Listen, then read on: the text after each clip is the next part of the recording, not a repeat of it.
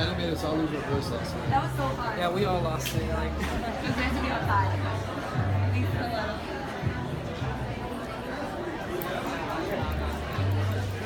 Well, I think you're going to start to get it out.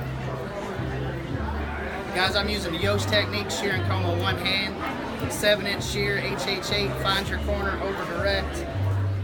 This is the most efficient way to do your pixie work or your men's work. Demo shears that aren't real sharp. Couple pops, right? so I'm just using the HH6 right now. This is a carbon shear, so it's going to be the strongest quality steel that you can get out of a shear. So what I'm doing is just kind of tapering out this Mohawk side panel. So what I've done is I've really just come in and set my perimeter by removing some of this weight up here, but I still want to maintain that square shape on her. So I'm just pulling everything out 90 degrees, coming across and cutting. Then what I'll do is taper off the bottom. So I'm just coming in, lifting the hair up with my shear, placing my comb in, just working right up, scissor over comb. I watch bad body position whenever someone gets the center back on short hair, because me being 5'4", when you're looking for the corner over here, this doesn't look right. Or if you continue to go like this, your armpit's in your guest face, your junk's on the wrist, you don't want any of that. So what you want to do is you want to over direct to the left and then just change your hand position up, then take that corner. Much easier, my body's in great fluid position now. And then I'm always behind my guest. I can always use my mirror as my check. So I just wanted to get a little bit of the ends off here. I'm gonna give it back to Trevor, and then I'm gonna go ahead and stack a couple combs. So if you guys are used to, like, you know, clipper work, think about like your comb, it's 1/8 of an inch, 7-inch shear, larger panel.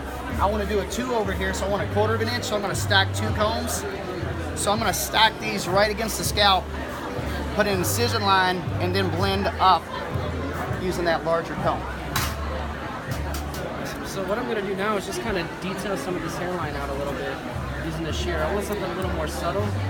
On females, I like to stay a little bit more natural. I don't like anything too harsh, anything too precise on a girl. I like to use this kind of corner here to round it out towards the face. That way we get more of that feminine look.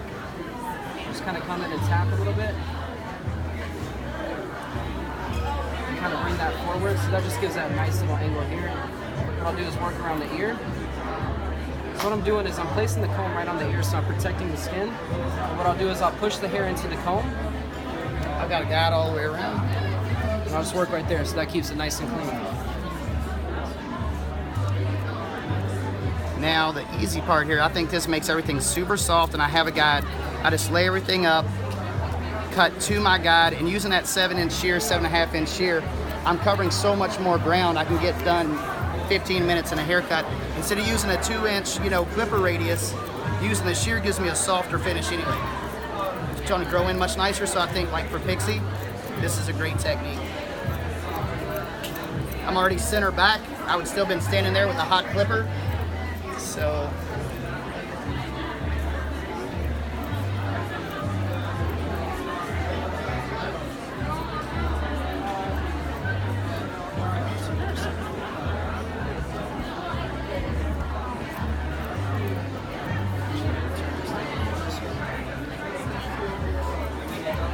So Trevor's letting his hair grow out.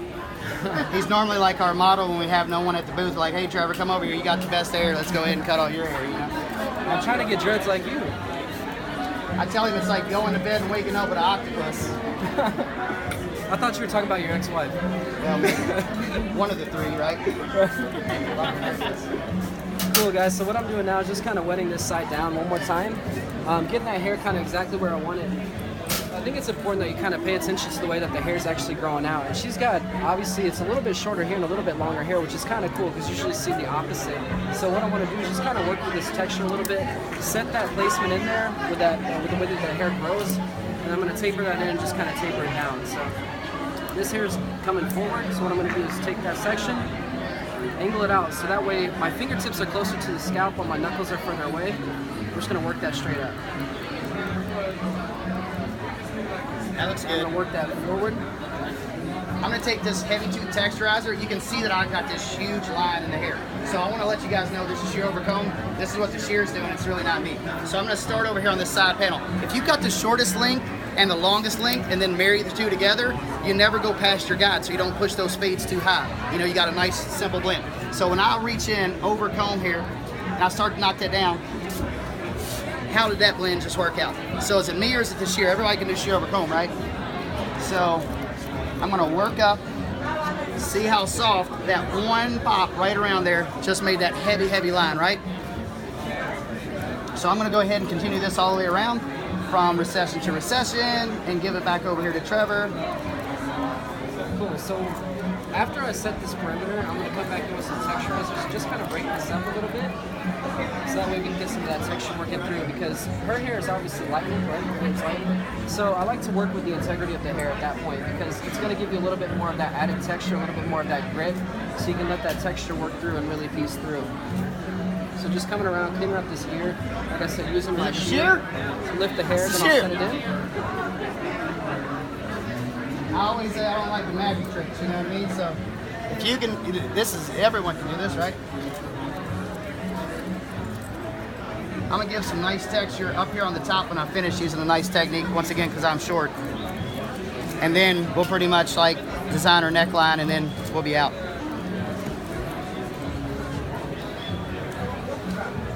Huge line, right?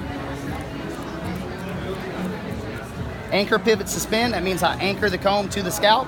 I pivot, which means move, and then you suspend right off the break of the head. That way we protect the rounds. Don't cut everyone's crown out, right? So this gives more shape. And we've got really heavily chemically textured hair here, you know? So with the integrity of this hair, we already know that, oh, I'm a barber. So I think it's like the hydrogen chamber or something is gone, or you know, something that's hard, you know, right? That's why I'm using the Mamba texturizer, the hardest steel that we have, to protect the less, you know, integrity we can get out. Okay, so that softens me up pretty nice, okay? So I'm gonna do some texturizing now to go ahead and give some things. So in the front, she's just a little long. I don't wanna take a ton, but see where we still have some French fries over here? So,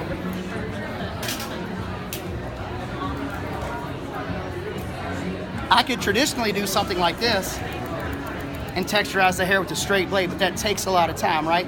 So by coming in, closing it all the way, streaming that out, look how nice softly that gives that. So I'm gonna do that around this is all low. How many teeth does the thinning My shear? unicorn section here. What's that? How many teeth does that have? You know, it's called a BT1, so it's around, how many teeth is it? 14, 13, somewhere through there? That's a 13. This one's, I don't know this one. It's called a 14T. I'm not sure how many this one has. I know that one's 13. So you're actually looking at the notches in that one instead of the T. That's 13 notches. So it's going to be the same thing as point cutting. So if I were to take the hair up 90 degrees and just point cut like that, hold the shear up for me, like this, Roy J. Hold it up for me. So that's going to be the same thing. Those notches are the same thing as adding a point cut to it. So you're just saving time. And what's time in our industry? Money. Right? So this got a hook set too. So the way this is sharpened, it's sharpened to a hook. So with that hook setting, you can slide with this really, really easy. And that's why I like to put this guy in and slide, because that gives me a nice soft finish, even when I'm across the grain, because you just saw that I went across the grain. Traditionally blending, we're going to go with the grain. You know what I mean? So we don't leave any lines. We want it to be seamless. This shear right here does so much of that work for me at low angles, so I can control whatever type of lengths I want, but reduce the weight, respect the length.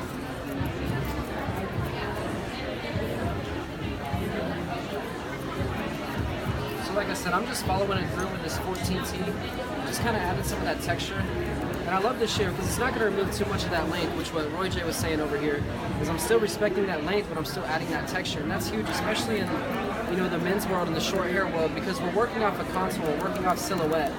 So you need something that's going to kind of help you blend, but not necessarily jeopardize your shape. I think all good pixies look like a question mark. So you know, you see that really, really good cut, and then you get to the back, and then there's like this big chunky something sitting on their neck. I don't think that's real sexy. I think necks and ears are sexy for a reason, right? So once you have that question mark shape, to raise some of this and to give some deep, you know, short hair does what to long hair? Bushes. So if I want to cut deep texture in, I always watch point cutters, and I see them grab their section of hair, and then they're doing something like this, and when it collapses, it just doesn't show much you're not really moving anything but pushing the short line a little bit closer to your finger here. So if you really want to sink in and put some really deep texture to it, me being 5'4" once again, I want to take my shear and just flip it upside down. This is simple. This isn't smoke and mirror. This isn't bullshit up here, guys. All it is the shear flips upside down. That's so I can relieve my shoulders. I don't think this is a good position for me to try to do something in the point world. So by flipping this upside down, I can now relieve my shoulders. I have a full range of motion around her head, right? So the good thing about this shear is it won't hurt anybody. You don't have to poke people, you know? It's got a blunt tip, see? So what I'm gonna do is I'm gonna take my left hand and I'm gonna feel for weight. So this is gonna look like it's kind of fancy, but I guarantee everyone can do this. You feel for some weight, and as you come up, you texturize and pull out. I call this chop suey. The reason why I call it chop suey is this is just an artistic thing that I see, but what I'm doing is I'm putting 1, 2, 3, 4, 5, 6, 7 levels of texture through hair, and this is what's going to give me the texture that we're actually going to be able to see in a haircut. And you can tell by what I've done, it's not removing so much of the hair. The wider the teeth, the less hair you're actually removing. The tighter the teeth, it's close to a straight blade, right? So now I can create all these nice sexy looks and get really good movement in the hair, and it flies right through this chemically processed hair, right? So now when you turn your guest around, you can come out and we actually see some texture that's in the hair. It gives it some type of lift, some type of weight, some type of pop. I'm sorry I do not have like anything to wipe your little face off, dog. I'm from the South and like I like to try to be, you know, fancy. Okay, so you're from New York with that accent. That's right. New York City. So this is one of the techniques, you know, you gotta think, man, there's 4 levels of guests, you know, 1 satisfied, they paid, 2's loyal, but guess what, if you're busy, they're gonna sit with someone else because they like that salon. Level 3's engaged. How do you get them there? Techniques like this. I went to advanced education. I spent a lot of money to come here, and these guys just came up because they said do like a little hair cutting over here. I didn't want to get any hair on my shirt because I'm about to get on an airplane, but I was like, I'm gonna take one for the team right now, you know what I mean? So this is the last thing that I'm gonna do, and I'm just gonna feel for all that hair, and I just want to see so it lays soft. Once again, you're gonna respect that length, but reduce the weight with this guy. You get in so nice and tight, you're building blocks of texture all the way through the hair. This is a super easy technique to use. And when you do this in front of a mirror, they turn to level 4. Level 4 is an advocate. Then you start telling your girlfriends and your homeboys, you know, like, you gotta go see his Roy J. White and Trevor Moots, man. So I think in the industry, we worry about a lot of things other than just providing a service for our guests. So she came in and she had a really nice little haircut, and all I wanted to do was tighten her up all the way around, give her a little shape. So she's still gonna leave and not go to the bathroom when I'm done and cry. You know what I mean? And it took me 15 minutes, and then I'm gonna tighten her neck with a 40 teeth. So this is what I'm gonna show you guys, like the difference in the tight tooth texturizer. So anyone that has a problems with tapers, tapers look expensive. Our job is to make people look 2 things, current and expensive. If you want anything cheap, man, go down the street. So I'm gonna push you up just a little bit here on our little roller. So the way her neckline is, it's very, very typical. So if you just lay that 1/8 of an inch and do some basic shear over comb, it softens that area so nicely that this is something that you can refine in like men and women. Any short haircut. Then I got a nice little seamless transaction. Trevor, what you got, man? Man, so right now I'm just working through this top area through the parietal, so I like to call this segment 2. And with hers, her head's kind of shaped out just a little bit, so I want to tighten it up with some point cutting. So I'm just going to come through and really just soften this up. A little bit of point cutting. I went through and tapered out the bottom of her hair just because I wanted that more of that tighter shape. Like I said, her haircut before, she was a little bit longer on the sides than she was on the top. And to me, that's kind of almost backwards, which I actually took some inspiration from it. Instead of, you know, looking at her like, oh, you know, this haircut needs to be fixed. It's almost like it opens up my mind to kind of maybe try some new stuff in the behind the chair. So it's a really cool technique. Same thing as Roy J. I like to kind of use this technique right here, where I'll place my index finger on the top of the shear. So normally we'll hold it like this. So you just kind of tuck it back in your hand with your pinky here, put your finger on the top of the shear, and just kind of work that thumb. So you're opening and closing as you're moving out. So I like to kind of just work that through here, and just kind of break up some texture, add some of that texture, so I'm opening and closing as I go. So just working that down, that helps give me that piece look through the top right here. And like I said, when you do hair up here, it's, you know, it's just as important to be able to take it back and be able to do it behind the chair. And Roy J was telling you, you know, engagement. So it's how do you engage your guests? You know, something as small as flipping your scissors instead of holding them here. You know, they pay attention to that stuff. Charge them for it. Say, I'll flip the shear every time. Every time I Pay me flip the more. shears, 20 cents. It's a quarter to your haircut. You know, Yosh Toya, if you guys remember that feller, you know what I mean? He was great. That Yosh technique, if you guys didn't pick that up,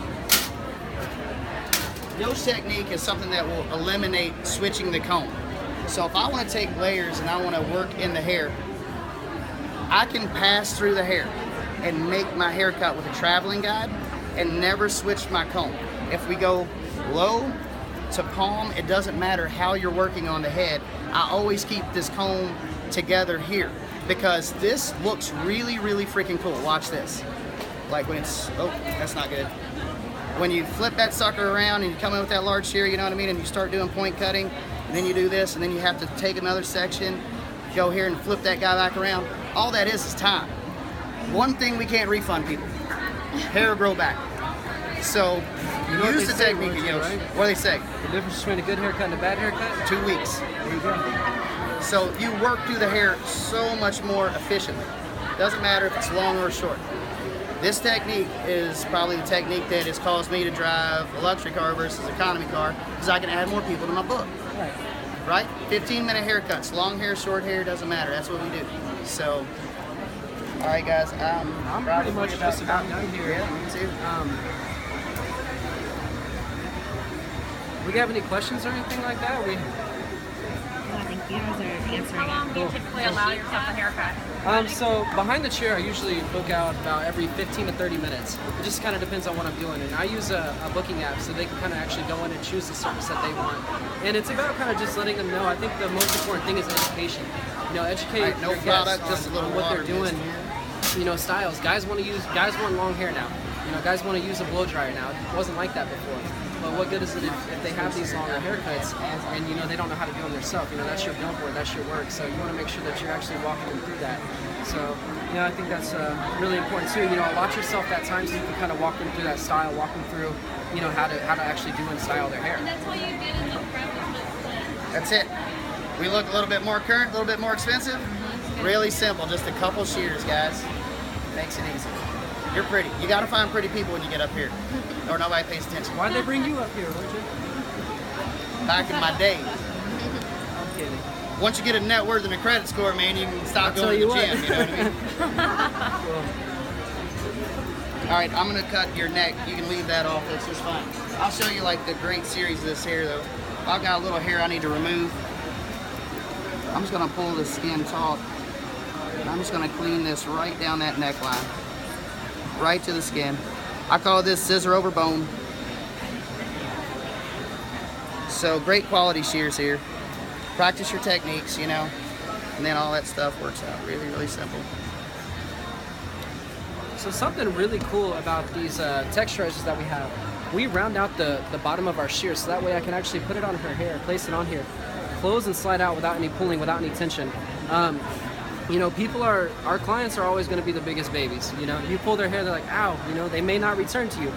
So that's one of the huge things that we're actually able to do with our shears, is place them in and just kind of selectively point cut and add that texture through. She was puffing out just a little bit, but instead of taking that section up, I'm able to actually slide through the hair and back easily there work and through say, that. oh my God, yeah, this is such a good haircut.